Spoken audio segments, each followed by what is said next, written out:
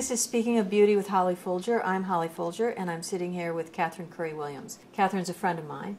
She also started a charity called Shane's Inspiration. It's one of our sponsors and a charity that we support. And before we start our questions about beauty, I'd love you to talk to me a little bit about it. We're an international nonprofit.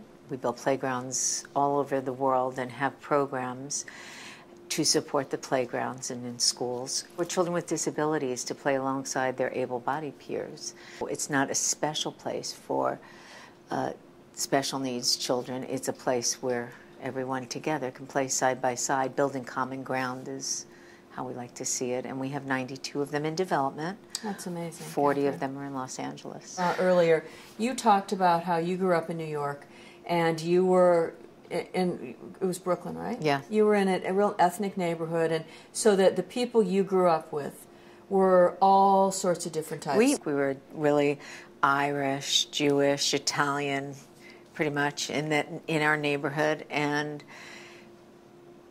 you know, the beauty was in the food and in the grass, if there was some in your neighborhood, and that's really how we saw beauty. When Twiggy came along, the model Twiggy, my sister Karen had her hair cut and dyed blonde, very, very blonde, and drew lashes on, and so she was the pretty one of the family. And we named our dog Twiggy.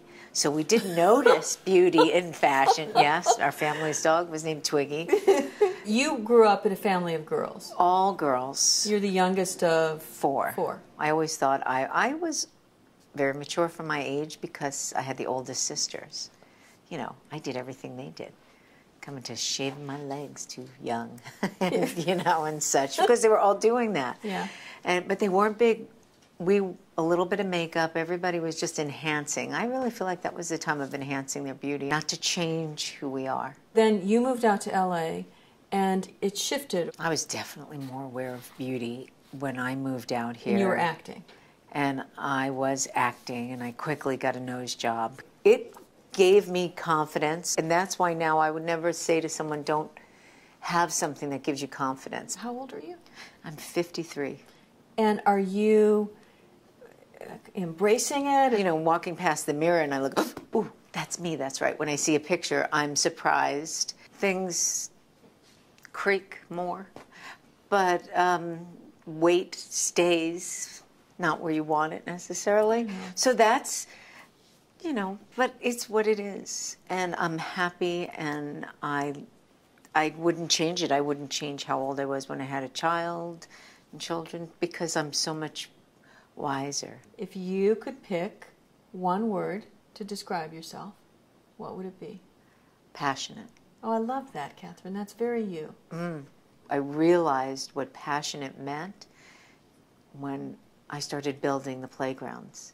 And the power of passion. You're not scared. Well, I'm scared for everything, every day, all the time. But I tell my daughter, you know what? You can be scared and still do it anyway. And most of the things I'm scared about, I'm still doing anyway. And actually, birthdays, when people tell me, I don't want to have another birthday. I'm like, I do.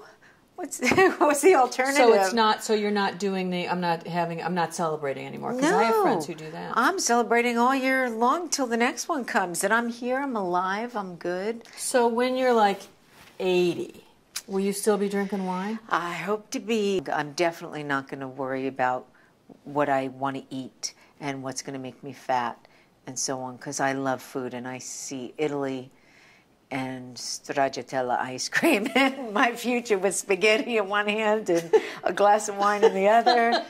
And if I can hold some cheese under one elbow and under my breast it's hanging. I don't know. A ham, maybe I will. I don't know. Thank you so much. Oh. This is such fun. I just love you. Thank you.